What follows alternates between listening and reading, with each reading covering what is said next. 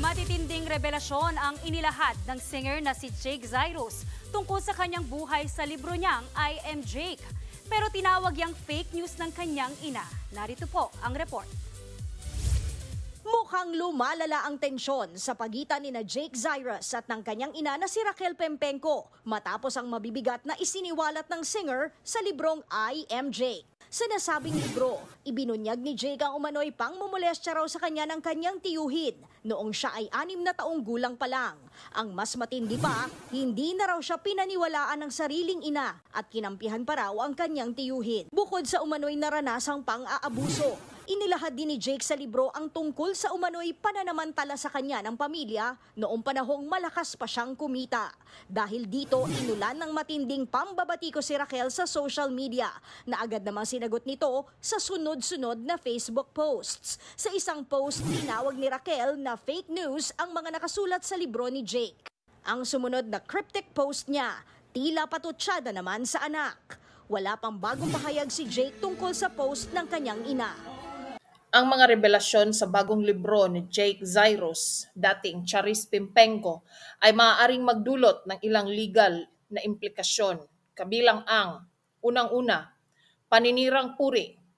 Kung ang libro ay naglalaman ng mga pahayag na maaaring makasisira sa reputasyon ng mga individual o entidad, ang mga apektado ay maaaring maghain ng demanda para sa paninirang puri. Ito ay maaaring magdulot ng pangangailangan na patunayan na ang mga pahayag ay hindi totoo at nagdulot ng pinsala sa kanilang reputasyon. Ikalawang legal na implikasyon, ang paglabag sa privacy.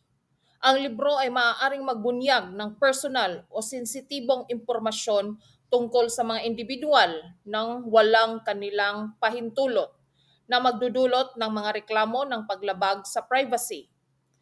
Ito ay maaaring magdulot ng mga legal na aksyon upang protektahan ang mga karapatan sa privacy ng mga nabanggit. Ikalawang legal na implikasyon, ang paglabag sa privacy. Ang libro ay maaaring magbunyag ng personal o sensitibong impormasyon tungkol sa mga individual nang walang kanilang pahintulot na magdudulot ng mga reklamo ng paglabag sa privacy. Ito ay maaaring magdulot ng mga legal na aksyon upang protektahan ang mga karapatan sa privacy ng mga nabanggit. Pangatlong legal na implikasyon, mga obligasyong kontraktual. Kung ang libro ay naglalaman ng mga detalye na saklaw ng mga non-disclosure agreements o iba pang mga obligasyong kontraktual, maaaring magkaroon ng mga legal na repercussions para sa paglabag ng mga kasunduan. Pangatlong legal na implikasyon, mga obligasyong kontraktual. Kung ang libro ay naglalaman ng mga detalye na saklaw ng mga non-disclosure agreements o iba pang mga obligasyong kontraktual, maaaring magkaroon ng mga legal na repercussions para sa paglabag ng mga kasunduan. Pang-apat na legal na implikasyon, intellectual property. Ang libro ay maaaring maglaman ng nilalaman na lumalabag sa mga karapatan sa intellectual property ng iba, tulad ng copyrighted material o trademarks, na maaaring magdulot ng mga potensyal na legal na alitan. Pang-apat na legal na implikasyon, intellectual property. Ang libro ay maaaring maglaman ng nilalaman na lumalabag sa mga karapatan sa intellectual property ng iba, tulad ng copyrighted material o trademarks, na maaaring magdulot ng mga potensyal na legal na alitan. Panglimang legal na implikasyon, interes ng publiko.